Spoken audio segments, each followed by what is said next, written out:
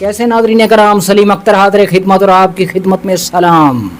लो भाई, आज फिर अच्छन भाई ने न जाने कहां से उड़ान भरी और मेरे चबूतरे पर हंगामी लैंडिंग कर दी और हंगामी लैंडिंग करते ही हंगामा बर्पा कर दिया। बोले मेरे सब्र का पैमाना लबरेज हो गया है, मेरे अंदर भड़कता हुआ शोला तेज हो गया है। जी चाहता है छलांग लगाऊं और लगाकर इस एंटी अवाम निजाम के दायरे से बाहर निकल जाऊं और निकलकर खला की बहरी गोद में बैठ जाऊं और वहां बैठ करके कोई आफत बन जाऊं, कोई कहर बन जाऊं, कोई शहाबे साके बन जाऊं और शहाबे साके बनकर वापस हवा को चीरता हुआ इस एंटी अवाम निजाम के ऊपर टूट पड़ूं और टूट कर चूर हो जाऊं और चूर होकर आखिरी हिचकी लूं और आखिरी हिचकी लेकर जहां बहाक हो जाऊं और जहां बहाक होके मट्टी की इस अमानत को मट्टी के सुपुर्द कर दूं। मैंने पूछा अच्छन भाई बताइए तो सही आपके साथ आखिर हुआ क्या? जिसके बाद अच्छन भाई मुद्दे पे आने लगे और बगैर रुके बताने लगे कि अंदरूनी सिंध में टूटे फूटे स्कूलों के अंदर स्टूडेंट्स की जगह कहीं मवेशी बंधे हैं, कहीं वडेरों का अनाज पड़ा है तो कहीं मवाली भांग पीते हैं। अंदरूनी सिंध में आज भी ऐसी जगह है जहाँ इंसान और जानवर एक जगह से पानी पीते हैं। अस्पतालों में डॉक्टर है, न दवाइयाँ हैं, न बच्चों के हिफाजती टीके हैं। फिर ये आखिर किस कारकर्दगी की बुनियाद पर गिलगित इलेक्शन जीते हैं?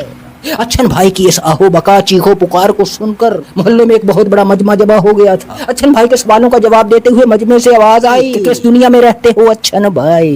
ये सारी सियासी पार्टियां अवामी पार्टियां नहीं हैं, निजामी पार्टियां हैं। ये इक़्तिदार में आकर निजाम के तमाम काम करती हैं और अवाम का काम तमाम करती हैं।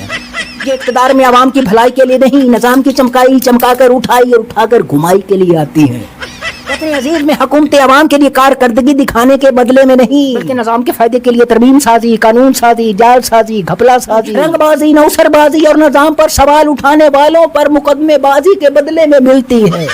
ये बहस मेरे चबूतरे पर भयानक और खतरनाक रुख इख्तियार कर चुकी थी। मुझे नामालूम मुकाम याद आने लगा, 2.5 किलो की ईंट दिखाई देने लगी, मेरी आंखों के गोटे बाहर आने लगे, गर्दन की रगें फूल गई, माथे पर पसीना आ गया, मुंह पे झाग आ गई, हड्डी में सनसनाहट दौड़ने लगी और मैंने अच्छन भाई से गुजारिश की कि खुदारा अच्छन भाई कुछ ऐसा कीजिए कि ये मजमा मेरे घर के सामने से फौरन उड़न छू हो जाए।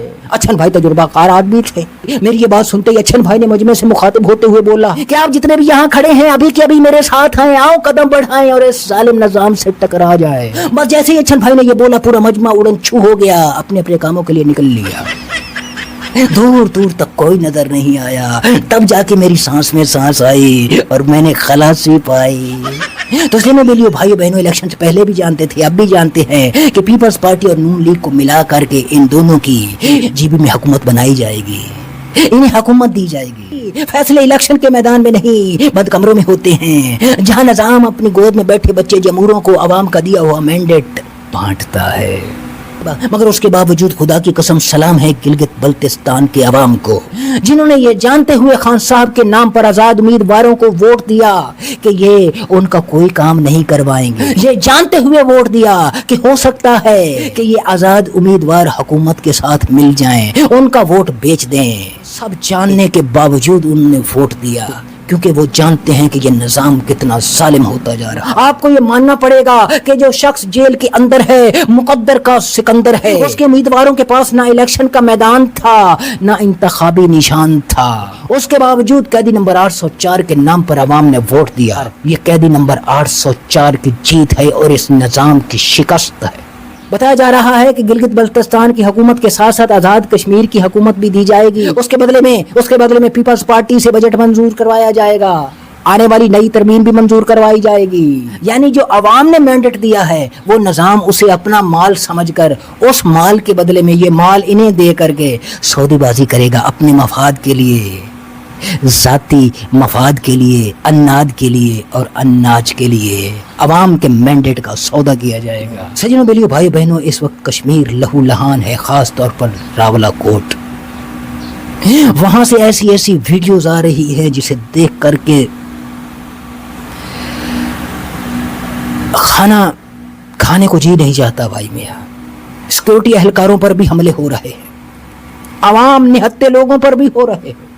इस पर इंशाल्लाह नेक्स्ट व्लॉग करूंगा। और उधर ईरान और इसराइल के बीच में भी मिसाइल मारी हो रही है भाई मियां। बताओ, हमारा निजाम पूरी दुनिया को टेबल पर, दुनिया की बड़ी बड़ी ताकतों को टेबल पर बैठाने की कोशिश कर रहा है मगर खुद टेबल पर नहीं बैठ रहा, अपने अवाम के लिए खुद टेबल पर नहीं बैठ रहा। क्योंकि अवाम क्या ये अवाम कीड़े मकोड़े हैं? ये गधे घोड़े हैं आपका वजन उठाने के लिए? गधे घोड़े हैं? حشرات و لارث ہیں، آپ کے پیروں میں رینگنے والے کیڑے مکوڑے ہیں جس کے ساتھ آپ ٹیبل پر نہیں بیٹھ سکتے. باہر کی عالمی طاقتوں کے پاس آپ بڑے فخر سے ٹیبل پر بیٹھتے ہیں اور انہیں بٹھاتے ہیں، صلح کرواتے ہیں. اپنے عوام سے صلح کیوں نہیں کرتے؟ نیکسٹ ولاگ انشاءاللہ کشمیر پر ہوگا. خدا ہم سب کا حامی و ناصر ہو. پاکستان زندہ باد.